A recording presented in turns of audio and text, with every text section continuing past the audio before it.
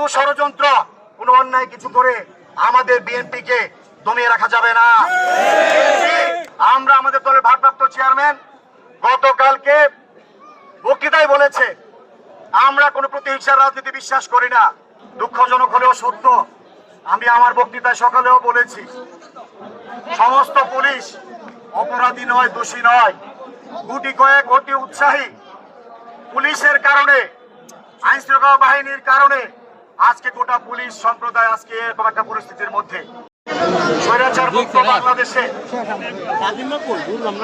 আমার নিজের নির্বাচনী এলাকা ভৈরবের আগমন উপলক্ষে আমার দলের নেতাকর্মী সহ সর্বোচ্চ স্তরের জনসাধারণ আপনারা আমার আসার খবর পেয়ে আমার একটা সংক্ষিপ্ত পথসভা শেষ করে ভৈরব থানায় ঘটে যাওয়া অনাকাঙ্ক্ষিত ঘটনায় থানা কমপ্লেক্স পরিদর্শনকালে আমার দলীয় নেতাকর্মী সহ সর্বস্তরের মানুষকে নিয়ে আমি এই থানা পরিদর্শন করার পরবর্তীতে আজকের এই সংক্ষিপ্ত এই যে পথসভায় উপস্থিত নেতৃবৃন্দ, সাংবাদিক বন্ধুগণ, ভৈরব কুলিয়ারচর ভৈরবের আপার জনসাধারণ, আসসালামু আলাইকুম।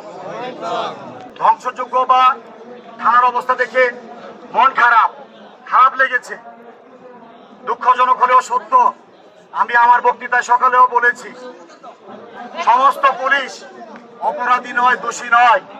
গুটি কয়েক অতি উৎসাহী পুলিশের কারণে, আইন শৃঙ্খলা বাহিনীর কারণে আজকে গোটা পুলিশ সম্প্রদায় আজকে এরকম একটা পরিস্থিতির মধ্যে।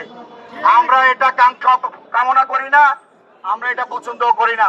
আপনারা কোনো চিন্তা করবেন না, আপনাদেরকে কিভাবে এই বাংলাদেশের মানুষের বিপক্ষে গুলি করার জন্য আপনাদেরকে দাবিত করেছে, আপনাদেরকে লেলিয়ে দিয়েছে, চাকরির ভয় দিকে, বিভিন্ন ভয় দিকে, সেটাও আমরা জানি। আমরা আমাদের দলের ভারপ্রাপ্ত চেয়ারম্যান গতকালকে বক্তৃতায় বলেছে, আমরা কোনো প্রতিহিংসার রাজনীতি বিশ্বাস করি না। আমরা সবাইকে নিয়ে দেশটাকে সামনের দিকে এগিয়ে নিয়ে যেতে চাই। সেই কারণে পুলিশ ভাইদেরকে আমি বলছি, দলের পক্ষ থেকে দায়িত্ব নিয়ে আপনারা সবাই অবহিত থাকেন, আপনারা চিন্তামুক্ত থাকেন। আমি এসপি সাহেবের সাথে কথা হয়েছে গতকালকে, আজকে সকালে উনি ফোন দিয়েছিল। ভৈরব থানা ওসি সাহেবের সাথে কথা হয়েছে। আমরা এখানে দায়িত্বপ্রাপ্ত যিনি আর্মির যিনি দায়িত্বপ্রাপ্ত আছেন সেনাবাহিনীর, ওনার সাথে আমার আলোচনা হবে। ইউনূস সাহেবের সাথে, প্রশাসনের সাথে আমরা বসবো। এই থানাকে অতি সত্বর সচল করার জন্য আমার দলের পক্ষ থেকে, আমার পক্ষ থেকে যা যা করণীয় সব সহযোগিতা এবং পুলিশ ভাইরা নির্ভয়ে, আপনারা কোথাকার লোক, বাড়ি কোথায়, কুন্দল করেন, কি করেন, আমার কাছে প্রশ্ন না। অতীতে আপনারা যা করেছেন সবকিছু বাদ, গুটি কয়েক যারা করেছেন তাদের আইন অনুযায়ী ব্যবস্থা হবে, সেটা অন্য জিনিস। সবাই নির্ভয়ে আপনারা কাজ করবেন ভৈরবের মানুষের শান্তির জন্য, সন্ত্রাস মুক্ত পরিবেশের জন্য। চাঁদাবাজি, টেন্ডারবাজি, এই সমস্ত কিছু আমরা কোনোভাবে রাজনীতি করি না। আপনারা সবাই, আপনারা যারা থানার স্টাফ আছেন, আপনারা চিন্তা করেন না, অচিরে আপনাদের ঊর্ধ্বতন কর্তৃপক্ষের সাথে কথা বলে আমরা এখানে আপনাদের বসার পরিবেশ সহ থানার স্বাভাবিক কার্যক্রম পরিচালনা করার ব্যবস্থা করে দিব।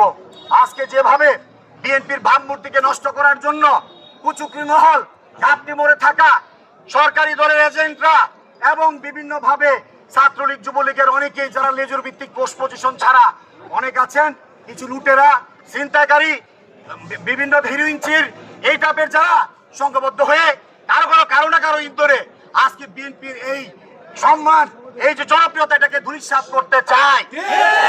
পরিষ্কার ভাষায় বলতে চাই, কোনো ষড়যন্ত্র, কোনো অন্যায় কিছু করে আমাদের বিএনপিকে দমিয়ে রাখা যাবে না।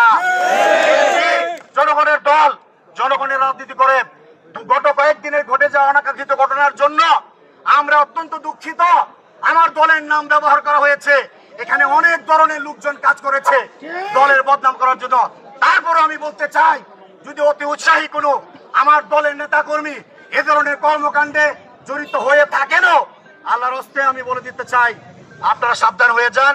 আজকের পর থেকে কোনোভাবেই সরকারি স্থাপনা হোক, মানুষের জানমাল হোক, হিন্দু সম্প্রদায়ের কোনো প্রতিষ্ঠান হোক, মন্দির গির্জা হোক, আওয়ামী লীগের নেতা কর্মী হোক, কারো কাছে খারাপ আচরণ করা যাবে না। সবাইকে নিয়ে আমার দেশটাকে গড়তে চাই, আমরা সবাইকে নিয়ে আমার ভৈরব কুলিয়ারচরকে গড়তে চাই। আমার দীর্ঘদিনের পরিশ্রম, কষ্ট, আমার একমাত্র মূল মন্ত্রই হলো জনতা আমার শক্তি, জনতা আমার ভিত্তি, আল্লাহ আমার সহায়। আমি এই শক্তিকে সামনে রেখে আমি কাজ করে যাচ্ছি। আজকে আমি সামান্যতম এই দলবাজি, টেন্ডারবাজি, চাঁদাবাজি এই সমস্ত কাজ করে আমার দীর্ঘদিনের সাধনাকে আমি ধ্বংস করব, আমি সেই শরীফুল আলম নই। আমার বাবা আমাকে সেই শিক্ষা দেয় নাই। আমার বাবা আজকে দুনিয়াতে নাই, উনি সবচেয়ে বেশি খুশি হতেন আজকে যদি থাকতেন। আজকে আমি বলতে চাই, আমি শরীফুল আলম, আমার আল্লাহ যতটুকু তৌফিক দিছে, আমার নেতা কর্মীদেরকে আমি সকালেও বলেছি, আপনাদের কষ্ট আছে, অভাব-অনটন আছে, দুঃখ আছে, বেদনা আছে, আমি দেখবো কাকে কি করতে হবে, আমি বুঝবো। আল্লাহ করাবে, আল্লাহ করাবে, আমি আপনাদের করব। কিন্তু জনগণের সম্পদ নষ্ট করে, জনগণের স্বার্থ নষ্ট করে, কোনো কিছু আমি করতে দেব না।